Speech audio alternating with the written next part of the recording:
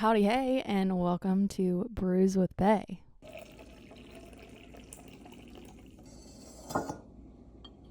We have another episode.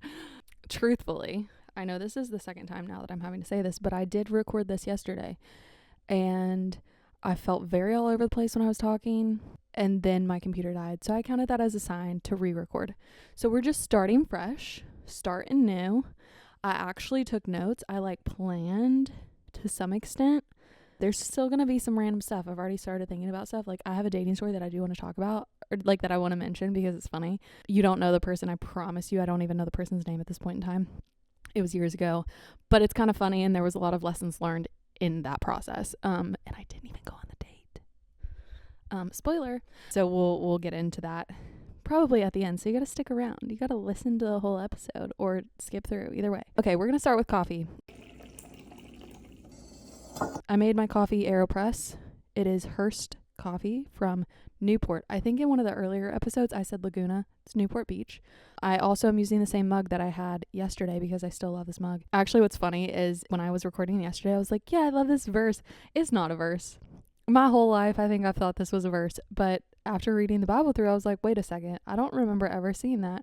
So I Googled last night and I was like, is this a Bible verse? The cup says, she believes she could, so she did. Genuinely thought that was like a Proverbs, Psalms, something like that. No. But it could be argued either way that it is founded on biblical truth or that it's not. I saw some people say it's not because they were like, it's saying that you can do it on your own. I don't take it as that. I personally take this coffee mug as she believes she could, so she did. As in she believes she could because of the power that she has in Christ. So she did. So that's how I'm taking this cup. I love this cup. A family friend gave it to me. Pretty positive. I'm pretty sure she gave it to me when I was about to move to California. Anyway, this one's the one that I'm drinking out of today. Drinking Hearst coffee. I think it's too hot to sip right now, which I'm a little sad about because I haven't had a coffee yet, and it's lunchtime. Who is she? Who is she? Let's see. Yeah, it's hot. I wouldn't recommend just jumping the gun and trying to drink coffee right after you make it. Anyway. Okay, I kind of wanted to add something that I do every episode, and maybe we won't do this every episode, but I wanted to just add a little thing, especially so when I have friends on, a random thing or just something that you're loving right now. It could be a thought, it could be an item, it could be a food. I don't know. It can be whatever the heck you want. But for me, the random thing that I'm loving right now is prayer journaling, which maybe you do that already. Maybe you journal a lot just in general. I've gone through seasons of journaling. I usually try and journal when I feel like it's something that I really need to remember. But I've actually seen, this is a side note, welcome to the chaos. I saw an ad for something where it was you could journal video. So you talk into it and then it transcribes it. Just a thought, because the thing with me is when I start journaling, I journal for a long time and then my hand gets tired or I just get bored and I'm like, this is taking too long. I don't want to have to, it takes me a lot longer to write than it does for me to talk. So just a thought, if you want to journal, if you want to get into journaling, maybe check out one of those video journaling or not video, but speaking journaling. I don't know, where it transcribes it for you. I don't actually know the name of any of them, but I did see that and I was like, that's kind of neat. I don't know, maybe I should try that. But anyway, I have journaled in the past. I haven't really done a whole lot of prayer journaling. I kind of sort of have where I will write down prayer requests or whatever. I've never been really good about being intentional. This year, something that I'm trying to, I put intentional, I think, on my mood board every year for the past 5 years because I want to be intentional about my time, about what I'm doing, how I'm spending my time, who I'm spending time with, the whole nine. For this year, I think the intentionality is really going to be about 1, being in the Word, and 2, being prayerful and being consistent. I will pray at night. I'll be oh, I need to pray, and I'll start falling asleep while I'm praying. Or I'd pray at my mealtime sometimes. Honestly, we used to be so good about it when we were growing up. Every dinner I'd pray. I'm so bad about it, so I try to start my morning praying over my food. Half the time I've seen these TikToks or reels or whatever where people will be mid bite and they're oh, we forgot to pray, and then their food just spills out of their mouth because they're dang it, we got to bless the food first. That's how I feel sometimes. But I'll be halfway through and I'll be oh, I didn't pray. So then I'll pray. Anyway, so I'm trying to be more intentional about prayer time and prayer journaling specifically because I think it is, if you're a believer or if you're not, and you're just like interested, try praying, but journal it, because I think it builds faith when you get to see how the Lord answers those prayers. It might not be in the way that you thought. It might take 2 days. It might take 10 days. It might take 2 years. It really varies, but I think that is just like a way to build faith. And so when you're having a hard time and you're like feeling lost or feeling like you can't, like a little bit hopeless, you can go back to the ways that the Lord showed up for you in the past, and maybe it should be shown up for you. Again, welcome to the chaos. This is not your podcast. If you want grammatically correct, grammatically correct speaking, it probably won't happen all the time. Case in point. But I would recommend journaling, because it just is a way, especially for me. Sometimes I'm like, I don't know if he's like, is this actually going to happen? I'm like, nope, he showed up in this way, in this way. When my grandmother was in the hospital last year, that was something where like I was just like praying over the fact, like all the things that the Lord's done, and pray, like using that faith to help me in the situation, because sometimes you don't have the faith for that situation. Sometimes I gotta rely on other people's faith or faith from previous me. So I highly recommend prayer journaling. It's something that like helps grow your faith. It's something also, if you're not sure about God, if you're not sure about faith, try prayer journaling. Like, it can't hurt to pray, in my opinion. Pray to God, ask him for things, ask him to show up in your life and show out in your life.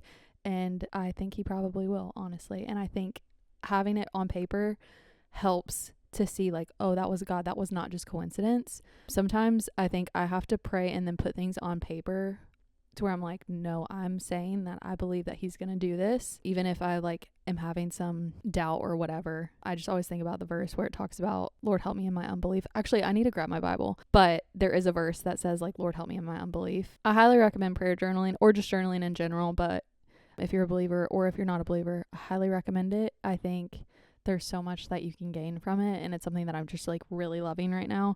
I am trying to be really intentional about setting time aside for it. Anyway, I highly recommend being intentional about that. Hold on, I need to grab my Bible. Okay, I'm back. Which honestly, I love this Bible. I do love it for many reasons. It's so freaking pretty. But the one thing that I don't love is that it does not have, like a lot of Bibles in the back, it'll have keywords or it'll have definitions of stuff.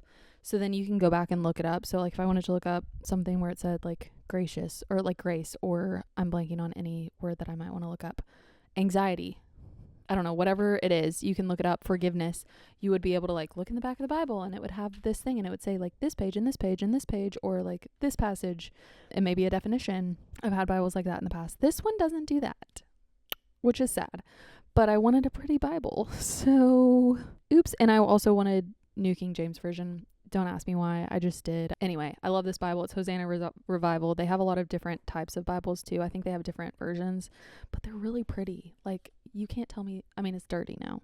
It's been some years, but it's like a canvas top Bible. It's just pretty, and they have different ones. I love this Bible, but there are things that I don't love about this Bible, because I still have to go to my phone to like Google stuff. I need to get one of those resource books so that I have that as well, because I don't necessarily need that when I'm like out and about. But when I'm at home trying to like study, I think it's a good one. Okay, now this beginning has been long enough. So let's just dive right in.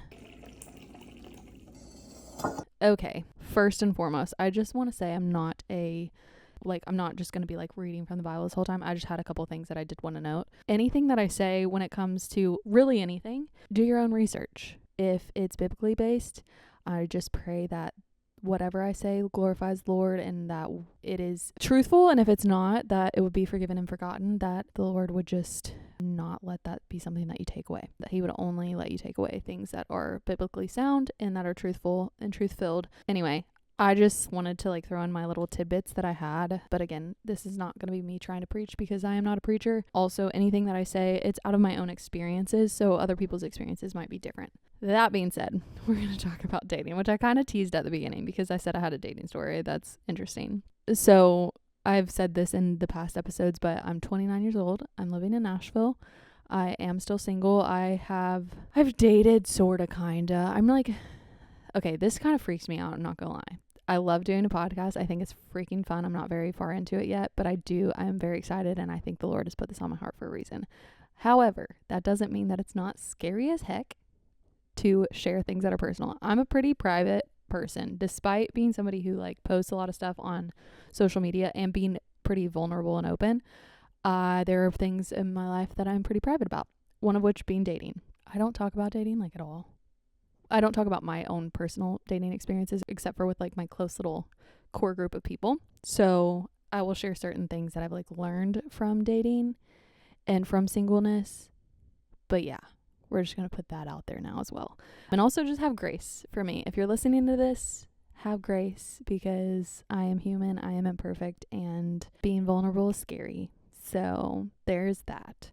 What I'm really scared about is putting videos on YouTube, because YouTube people are mean. People can be mean on YouTube. I mean, on any social media, but maybe it's just because I've only gotten a hate comment on YouTube. But that feels scary.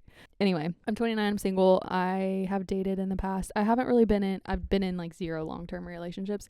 I don't think, actually I saw a girl, this isn't on my notes, but I saw a girl post, and I've like started following her on Instagram, which I'm off Instagram right now. So sad. But she's like in the UK or something, and she did a reel, and she was talking about how she's like in her late 20s or early 30s, and she's single and not been in a long-term relationship, and how that feels like, or in a relationship at all maybe. And she was saying how like to some extent, because like everybody has their reasons for dating or not dating, some people may just like think about it a lot more than others. And so like in my mind, dating somebody felt like a lot. In her mind, maybe it's the same. I don't remember what she said, but anyway, she'd never been in a long-term relationship, and it then becomes this thing where people are like, well, why haven't you been in a long-term relationship? And it becomes this like issue where people see something wrong with you almost, or maybe people don't see something wrong with you, but in your mind, people see something wrong with you. The thing that I hate is when people are like, so when was your last long-term relationship? I'm like, never. Jesus, who is still my long-term relationship. Like, I don't know what to tell you. So I think sometimes like there's that like fear. Wow, I am really just exposing myself right now. But I found so much comfort in knowing that I'm one, which is why I like the idea of doing a podcast, and also just like being vulnerable and like talking about things that absolutely terrify me.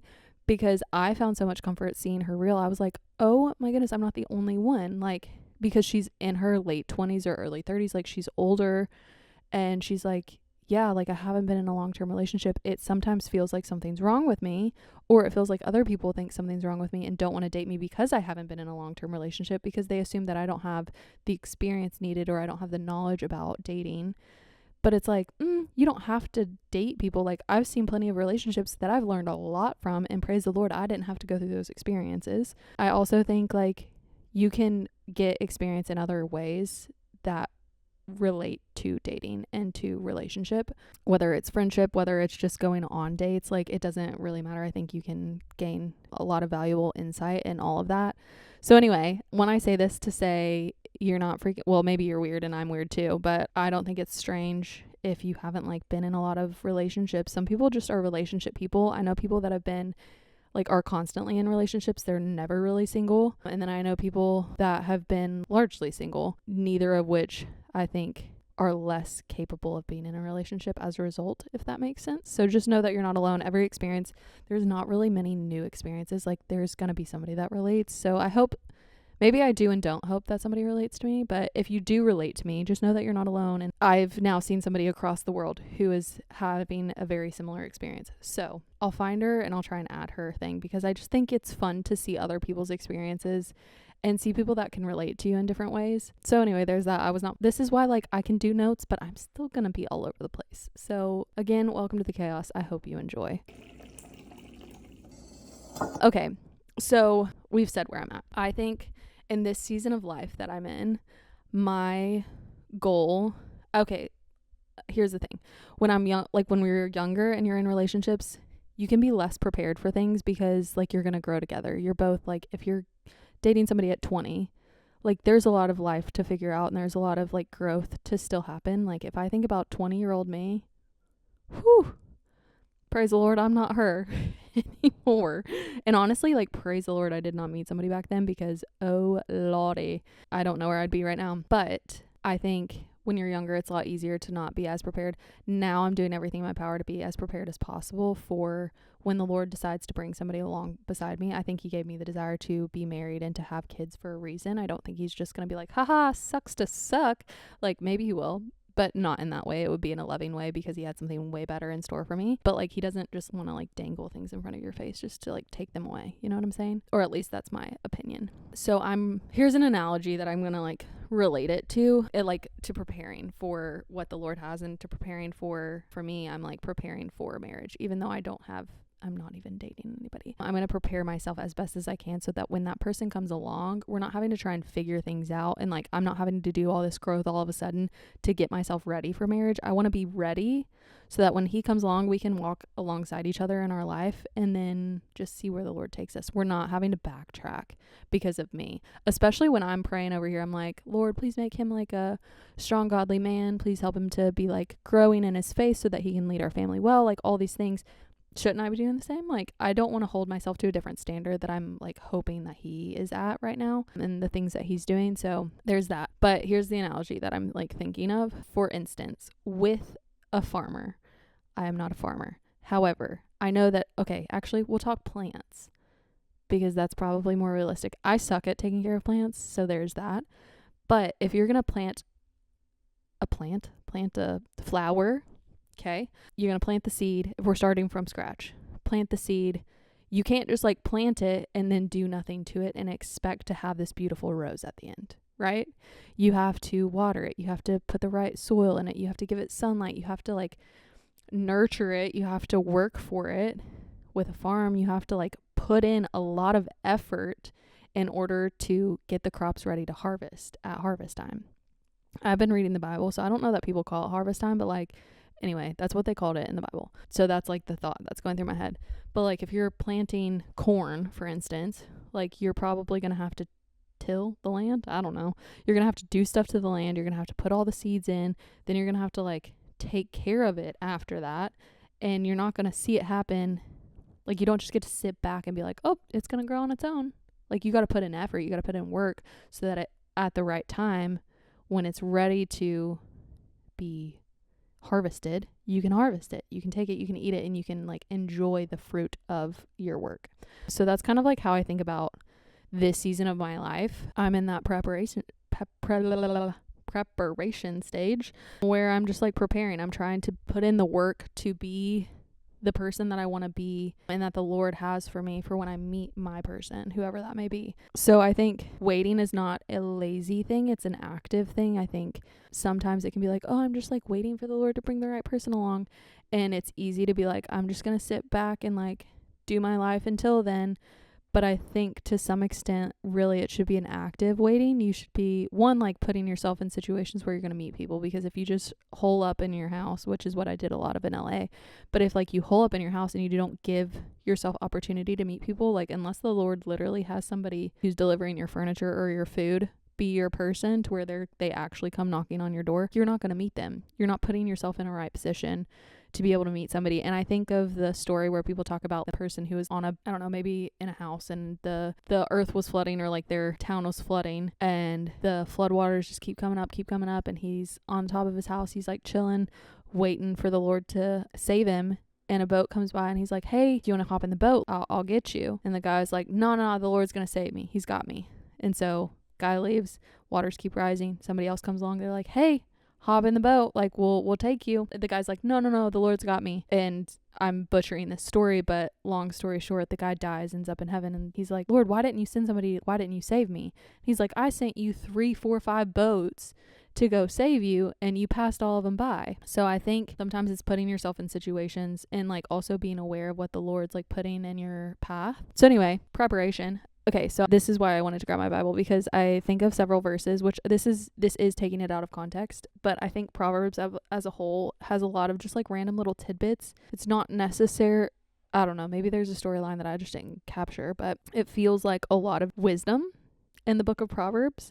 And so I'm going to read a couple like little pieces on that particular thing, and this is kind of where that came from, like where my thought came from of, one, it's active, and two, like being lazy isn't gonna help. So like you should be putting in effort, because if you're lazy, then it's not gonna happen for you, or like you're not gonna be the person that you want to be when you meet, or the person that God wants you to be when you meet your person. And like fill in the blank, if you're not a Christian, like this still relates. Like you don't want to be somebody who like hasn't done the inner work to figure out the baggage that you're bringing into something and to be able to handle that so that you can either get rid of it or you can walk better with it, and like it's not just weighing you down. You kind of need to know that ahead of time going into a relationship. Otherwise, you got to figure it all out. You're going to have to unpack while you're in the relationship, which just sounds like an absolute nightmare, especially as you get older, because you just like don't want to waste time on stuff like that.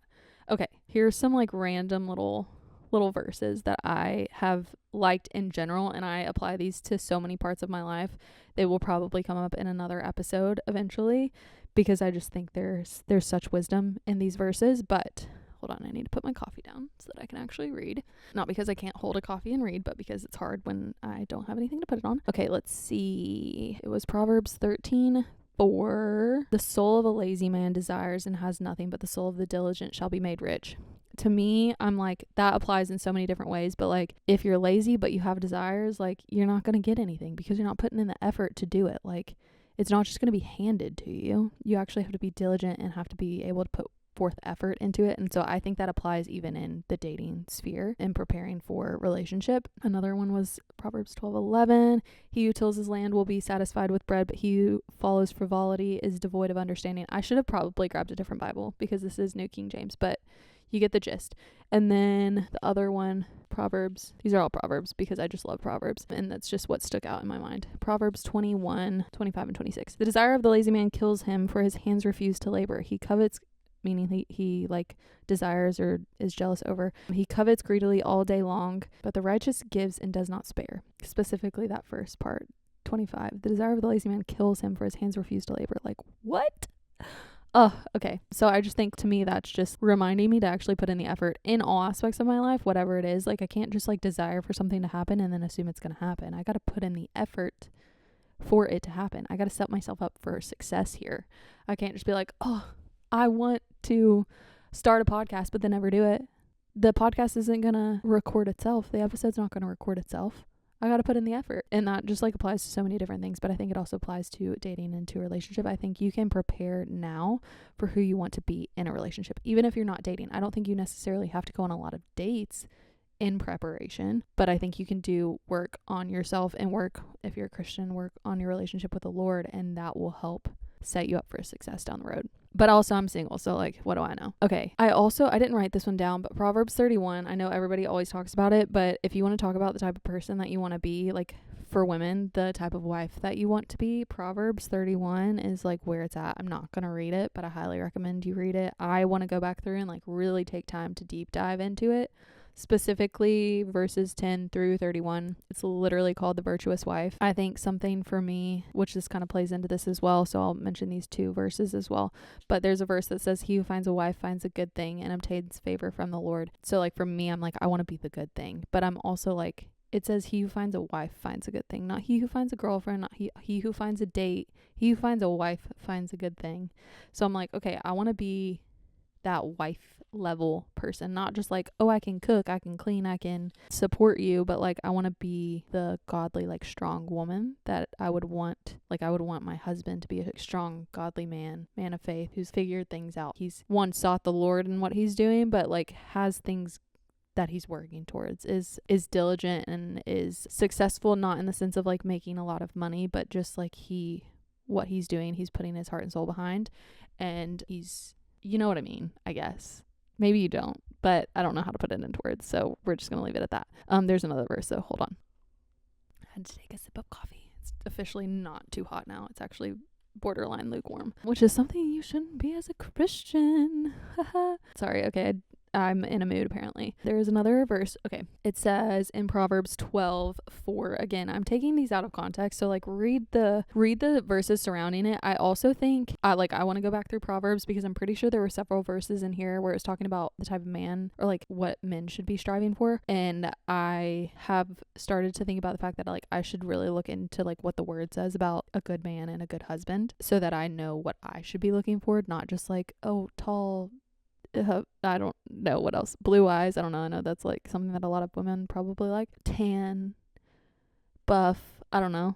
The things that like the physical characteristics that a lot of us tend to like think about when we're talking about our future husband. Those are things that don't actually matter all that much in the grand scheme of things. I'm also not saying that's my type. I was just throwing out some random stuff. We don't hate any of those attributes.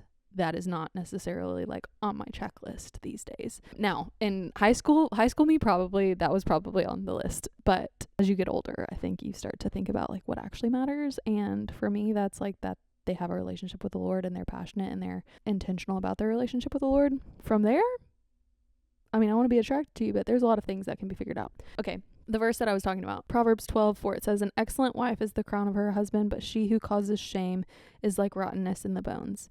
First and foremost, the Lord is not somebody who like brings on shame. That's the enemy. But I do think it's just like calling us, oh, Hank must be having a little dream.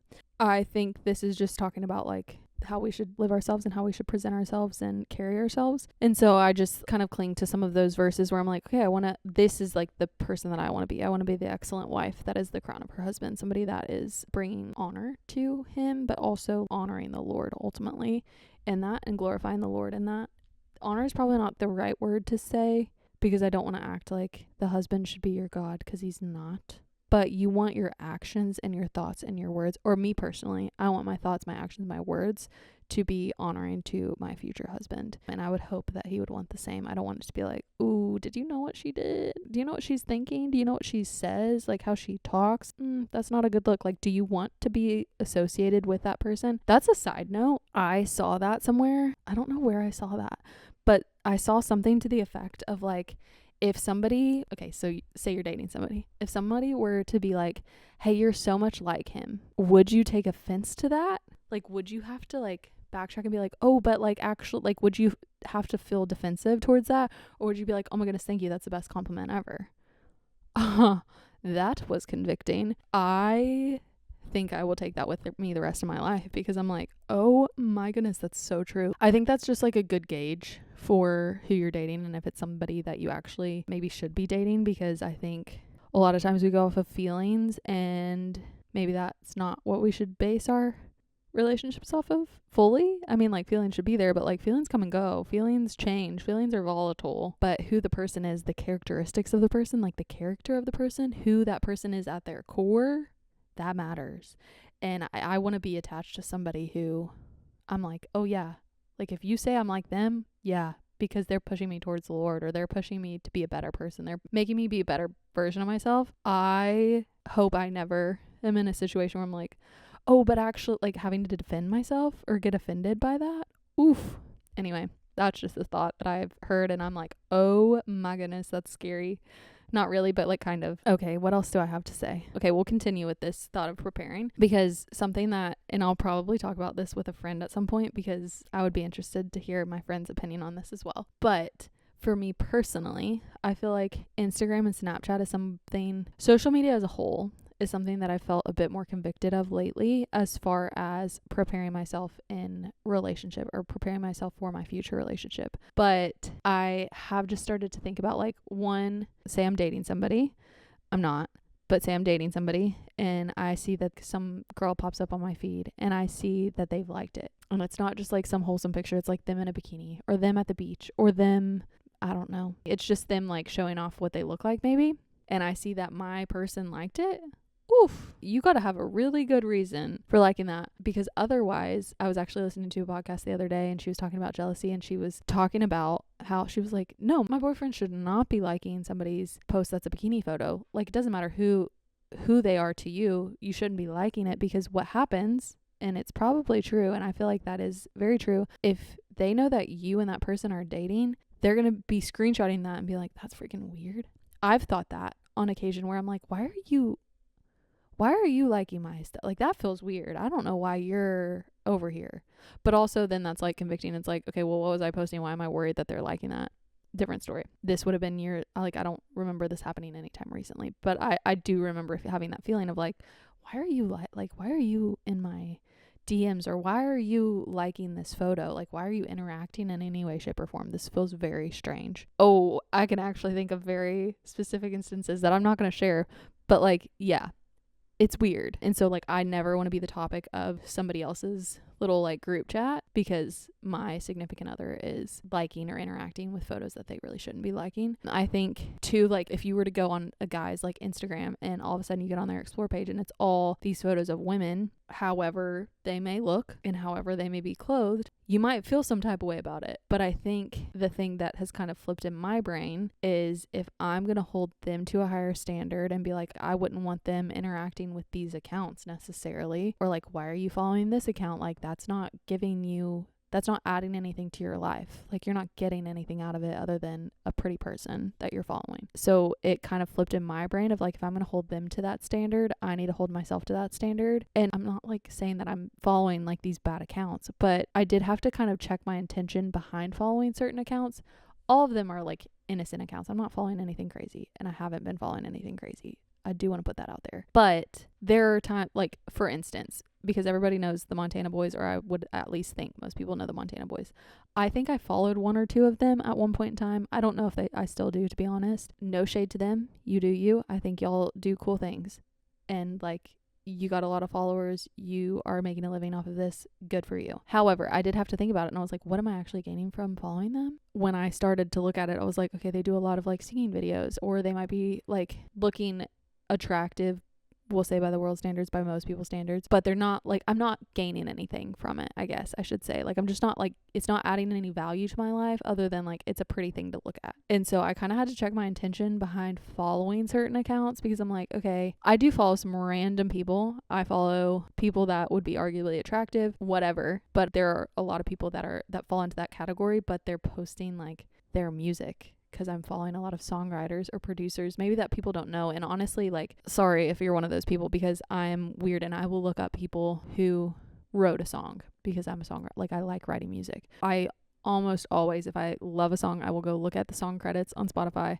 I will figure out who wrote it, who produced it, a lot of times because I don't have many connections to producers, and I will go find them on social media and then go start following them, because one, I want to continue to see their work. I want to champion people that are doing well in the industry. I want to see like the different things that they're working on, because they may be working on new upcoming people that I don't know of yet. And then also, if one day I can afford to work with them, or I'm in a situation where I can work with them, like, I would love to, and I want to be able to make that connection. Maybe that's weird, I don't know, but I do that. So I do have random people that I follow, and I have people that I've like had to go back and look, and I'm like, what? Why do I follow you again?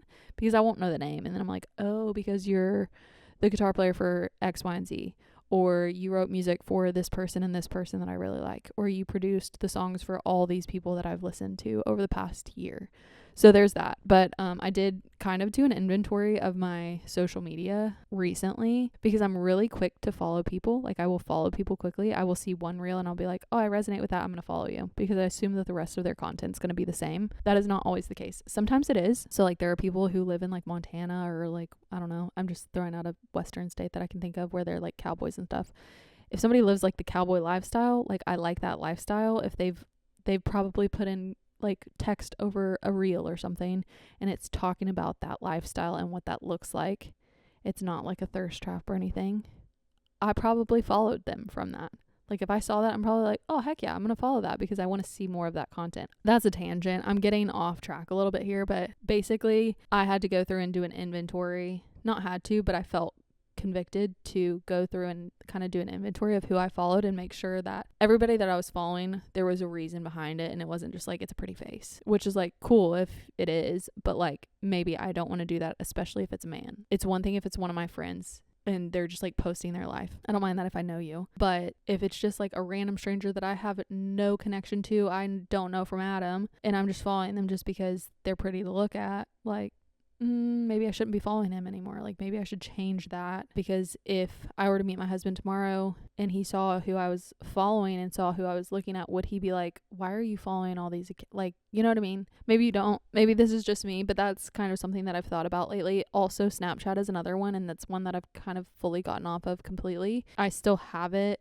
I don't know the last time that I actually used Snapchat, to be honest, but as a whole, I think Snapchat is a very dangerous place to be in. I think people can use it for the wrong reasons, and so for me personally, I feel like I use it with family. Like, I have family and like close friends that I'll Snapchat occasionally.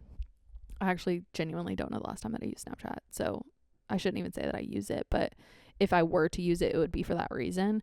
And it is still technically on my phone, but I just think it's like a very dangerous place to be, in any stage of life, whether you're single, whether you're dating, whether you're engaged, married, whatever it is. I think it's a very dangerous spot to be in. And I think there's just a lot of things that could lead to temptation or whatever else, and it's just maybe not the best place to be at. But that's my personal opinion. I don't think poorly of anybody who has Snapchat. I know plenty of people that have like streaks that are for like forever in a day. When I was coaching cheer, all the cheerleaders had like massive streaks with people, and it was crazy. But for me personally, that's not something, honestly, so a lot of times maybe this is rude, but I actually was driving with a friend in like Newport Beach, I think. We're like driving and some guys pull up next to us and they're like, "What's your Snapchat?" And I'm like, "I'm too old for you," because I'm like, no. In my mind, a lot of younger people use it. I know that there are people my age that use it, and there are people older than me that use it, and that's totally fine if like you feel fine about it. But for me personally, that was something that like social media as a whole, I've just felt convicted to be careful about what I'm consuming. There's verses where it's like, as water reflects the face, so a man, I forgot it again. As water reflects the face, so a mouth reflects the heart. What is it? Oh, that's annoying. I'm so annoyed that I don't remember it. But it's basically talking about how like what you fill yourself with, what you fill your heart with, that's what's going to flow out of you, essentially. Man, I'm annoyed that I don't know that verse. I literally looked it up yesterday. I just didn't think I was going to need it again today. I should know that one off the top of my head anyway. Okay, I don't know. But okay, so for me personally, part of preparation for me was also kind of like inventorying what I was consuming on all fronts. Like there's still people that post like their shirtless photos, but like there's one person that I'm thinking of specifically, and I'm like, if somebody were to look at my thing and he were to happen to just like post one of his little like, not thirst traps, but kind of like, he's just shirtless all the time basically. Anyway, he's like a motivational speaker. Like he's had people that I have known on his podcast, and I just think he has a different perspective on things. He's like an entrepreneur. I really enjoy his content, and I actually gain something from his content. Does he post the things where I'm like, if somebody were to look at it, they'd be like, that's just like a shirtless dude. It is and it isn't, you know? So anyway, I just had to like kind of think about the intention behind following people. Again, none of these posts were bad. It's just like I got fed stuff. And you know, something that's super convicting is if you look at your explore page or you look at like your For You on TikTok, it's very convicting. And I'm not saying that like I haven't necessarily like experienced too much, but it is something to think about, I guess, when you're looking at those things. It's like, am I spending too much time and interacting too much with things that maybe I'm not proud of, or maybe that I just like don't want to be interacting with so much? Because the more you spend time and you interact on certain types of content, the more it's fed to you. So like if you're dating somebody and all their feed is like women in bikinis, you're going to be like, okay, what the heck what are you looking at on a daily basis, on a consistent basis, that Instagram thinks that you want all these photos? So the same goes for like me. That's something that I'm like paying attention to. You know what kind of sucks though is I follow like fitness accounts, and sometimes it will throw me photos and I'm like, I didn't want to see that. Like I'll follow women fitness accounts because I'm like, yeah, I want to know what your workout is, or I want to know how you built glutes because I have zero, or how you got abs, or the type of food that you eat. I don't know. So I'll follow men and women that are fitness people, but like also you get some like I knew people back in the day when I was early in LA, and I had friends and they were like fitness influencers, but really it was just like an excuse to be able to post a lot of photos with very little clothing on, left little to the imagination, which like if that's for you, you do you. I just like have to check what I'm like looking at and what I'm consuming, because what you put into your mind and into your heart, like that is gonna flow out of you. Okay, moving along, kind of going off of this one, I think something to just like differentiate is desire versus desperation. I think like for me personally, and for probably a lot of people that are single, like you may have the desire to be married and to have kids and to do the whole nine. That doesn't mean you're desperate. Those are two very different things. I think you can strongly desire those things without being desperate. So I think that's something important to know, especially for people that maybe aren't single. If you're looking at people who are single, like there is a delineation there. So be cautious about what you say and like how you say it, which kind of goes into like the next little section that I have. And that is like how to support and how not to support your single friends if you are not single, or if you're single and like you're very like you don't want a relationship, however it is. I have had experiences in the past where I'm like, I know you meant well with that, but it did not come across that way. For instance, I had somebody once tell me, I was at a bridal shower and a woman who was older, who's married. I didn't really know this person super well, but we're talking, and I was living in LA at the time. She's like, "Oh, are you dating anybody?" And I'm like, "No." And her words were, "Well, you should be." I did not know how to take that. I think she probably meant it in a very kind way, as like, or I hope she meant it as in like, you're a catch, like you totally should be dating somebody. But I think, one, that person didn't know if I even cared to be in a relationship at the time. Like maybe I didn't even want to be in a relationship at that time. There are seasons of life where maybe you're more focused on other things in your life, whether it's a big move. I think I had not been in LA for that long at that point in time. I hadn't even really like gotten settled in a place yet. So there's that. But like maybe that person's really focused on their work at the time, or maybe they're focused on their community or their faith, or like maybe relationship isn't a priority at that point in time. Also, they didn't know if I think there's different definitions of dating. I'm not going to tell somebody if I've like gone on a few dates with somebody, like most likely. I'm probably like, you're probably not going to, especially if I don't know you well, like you're not going to know that. I'm not going to be like, "Hey, yeah, I've gone on 3 dates with this person." Like, no, I don't know you. So anyway, that was just like something that like really rubbed me the wrong way. So like people saying you should be, or like, why aren't you dating somebody? One, we're probably already having those thoughts in our head of like I said at the beginning, like those insecurities of like, is something wrong with me? Is there a reason why? Like, and maybe there is, I don't know. There probably was back then. I have done a lot of work on myself since then, with the help of the Lord, obviously. But I think the intention is probably nice behind it, of saying like, well, why aren't you? Or you should be dating somebody. But sometimes it can come across to the person receiving it, depending on what season of life they're in and what they're going through at that particular time. It may cause a lot of insecurity, or it may just be frustrating, quite frankly, to hear, because you don't know what they're going through, especially if you're not close with that person. Like if they're not letting you into like the intricacies of your life and like the day to day, it may not be the best thing to say something like that. You could say something like, you're a cat. Like, I get the intention. So like, I don't want to say don't say stuff like that, because it is nice to hear like, yeah, like I think you're a catch. Like you should totally be dating somebody. Like we should find you somebody, or like you gotta, like whatever. But to say it in certain ways, sometimes it comes across wrong, because it's like, it may make the person who's receiving it feel more insecure than maybe they already do, because they're like, you think I should be dating somebody, but I'm not dating, so what's wrong with me? Why can't I find somebody to date? That kind of plays into also like people acting like it's easy to date. If you haven't dated in the last 3 to 5 years, you don't really know what the dating scene is like these days. It's a whole different ball game. Having social media, having dating apps, and just like kind of the way that society's gone, dating in today's age is very difficult. It's very strange, in my opinion. That's also somebody coming from the standpoint of like Christian dating. Like I would want somebody who's a Christian and have similar ideals and values and boundaries, honestly, and that is just like harder to come by in today's world, I feel like. So making it sound like it's an easy thing, or that somebody's not putting forth effort, can be frustrating as well, because it's like you actually don't know how exhausting it can be, or how much effort the person is putting into it. Just because we're not going to a bar every 2 seconds, or we're not going on dating apps, or like, it's like, frankly, it's hard to meet people, especially as an adult. It can be very hard, which I think I've touched on in another episode, but like, it's hard to even find friends, let alone somebody that you want to go on a date with, in my opinion. Maybe I am the only one who feels that way, but I feel like it's not an easy task necessarily, because I feel like, especially post 2020, people are a little bit more cautious in coming up to people. Like they're a bit more cautious in interacting with people. I think a year of solitude and like kind of having to like stick to yourself made a lot of people less likely to go be out, because you don't know how somebody's going to receive it. Like you don't really know where people are at in just life in general. So I think people are a bit more cautious these days. And it's like, you've got cancel culture, you've got people that are just like frankly rude sometimes. So like there's just so many added layers to dating these days,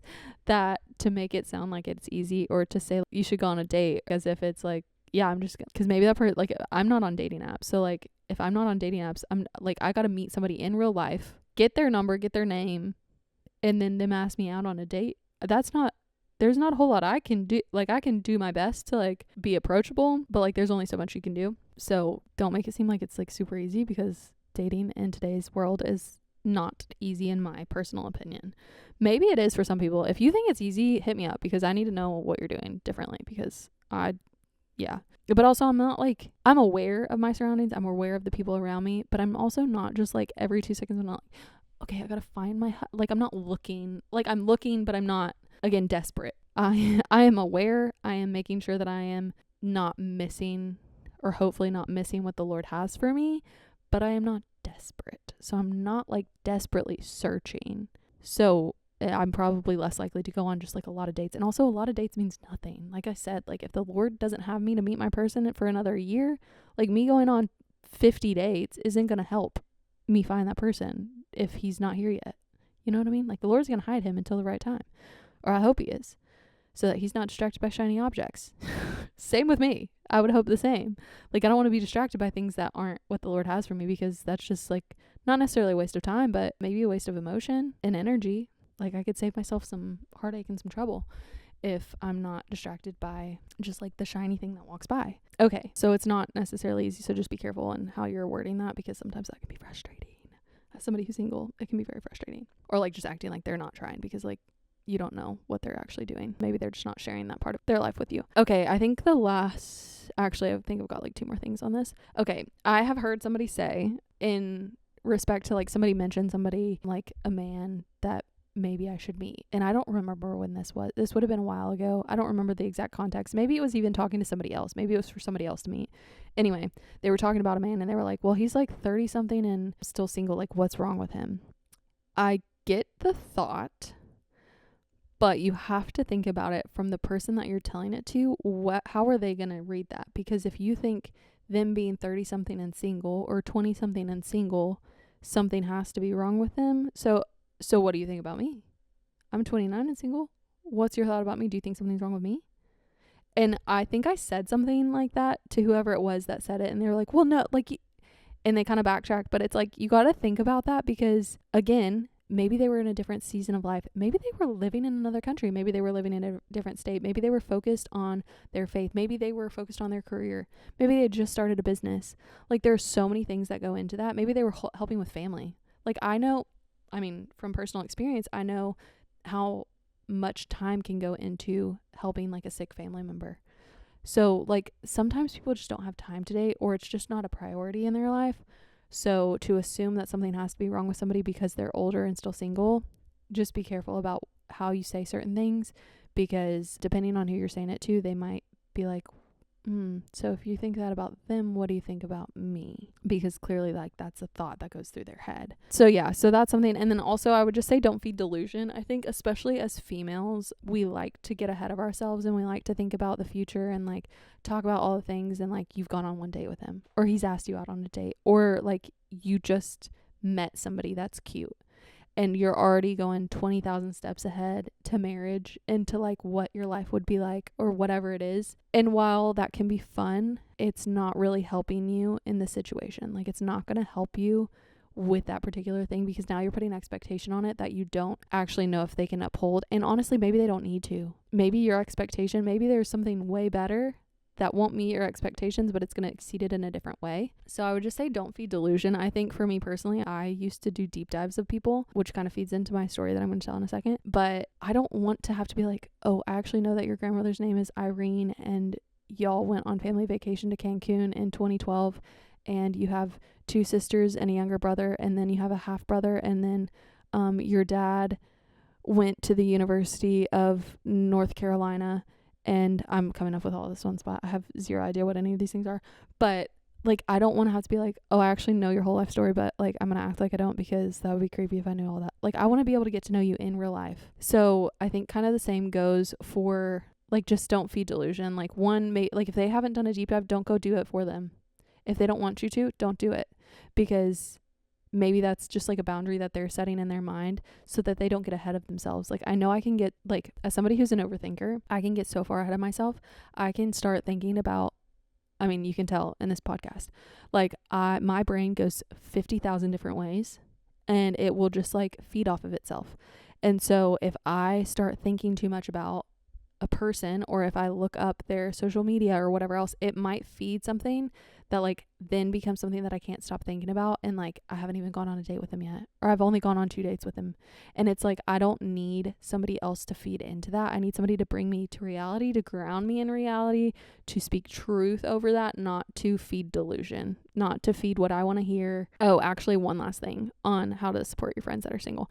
If you're not single, still invite us to do things. I'm not saying to like, you don't have to invite us on your date nights. You don't have to invite us like to everything, but like, just because we're single, one, we're not less of a person, and two, we don't want to lose our friends just because we're single. We may not want to be like, we still want to have friends. And like, as you get older, your friends start to get married, your friends start to have kids. Like, I know that maybe I don't relate in the same way. Like, I'm not in that same season of life. That doesn't mean that I can't still hang out with you. Like, I freaking love kids. I want to hang out with your kids. Like, I love them. I'll be the cool aunt. Or like, if you're married, like, just because you might think I feel weird about coming along, like, I don't feel weird. I have friends that are really good about that. I actually had friends in college that I genuinely wish I would have spent more time with, but they were all in relationships, and I hung out with all of them, and I would be the only single one, but I still had a good time. Like, I enjoyed being around them. But I have friends to this day, and they're married, and they invite me along all the time. It'll be me and the two of them, and we'll go on a trip, and I'm like, as long as y'all don't mind me crashing, like, I would love to hang out with you guys. It doesn't bother them that or I don't think it does. It doesn't seem to bother them that I'm single. I let them go do their thing. If they want to go for a date night, go for a date night while we're traveling. I don't really care. I'll like go do my own thing. I'll go meet people. Like, I'll go have fun. I'll hang out at the hotel, like, whatever the case may be. But still invite your friends to do stuff, because it feels sometimes like you're losing your friends just because you're single, and it's something that may be out of your control at that particular time, which maybe sounds crazy. I don't know. I don't want to sound like, my fear is that people are going to be like, oh, something's wrong with her because she can't, like, she's not in a relationship, or she like can't get in a relationship. It's not necessarily a lack of being able to. It's a lack of, like, again, intention. Like, if you wanted to be in a relationship, you could get in a relationship. Now, whether or not that's going to bring life and bring value to your life is a different story. I think anybody can get in a relationship at any time, but it depends on like what you're trying to get out of it and your intention behind it. Like, are you dating to marry, or are you just dating to date? Like, two different things. So that's what I mean when I say like it's out of our control sometimes. But yeah, I would just say, like, still ask your friends to, like, your single friends to hang out. Like, we don't mind. I shouldn't speak for every single person, but like, I personally love it when I get to be fifth wheel, seventh wheel. I don't care. I went to a whole event where it was literally all couples. I think there was probably 7 couples, and then me and one other person that were single. It was fine. It was perfectly fine. I was okay. There were times where I was like, oh man, I kind of wish I had that. Like, that's sweet. Like, I love that they're all like getting to go home to their husband, but like, it doesn't mean that I'm like, I still enjoy it. I don't mind being around a bunch of couples. Like, I'm perfectly content. And maybe I wouldn't have been like that previously, but like, personally, where I'm at right now, I am. Man, this is going to be a long episode. I'm going to definitely have to split this in two. All right. And that is where we're going to call it for this week. There will be a part 2 next week, next Thursday, so tune in. We'll be talking about some hot takes. I don't know if I'd really consider them hot takes, but a couple of like mild takes maybe on the dating world, and then things that I've learned. So I also might add in a few additional things, since now it's been several weeks since I initially recorded this, so I have more thoughts. I've had time to think, stew on it, so I might add in a couple little extra tidbits. But tune in next week for part 2. I hope you enjoyed this part 1 of singleness. Honestly, it was a little scary to be vulnerable and just talk about things that I don't typically talk about with people, especially not just strangers on the internet, which, I mean, we're not strangers now because we're friends. Because you're here with Brews with Bae. We're having coffee together, so we're friends. It's not weird. Anyway, I hope you have a lovely rest of your week and a great start to your next week, and I will see you next Thursday. I hate saying goodbye, so until next time, deuces, bye.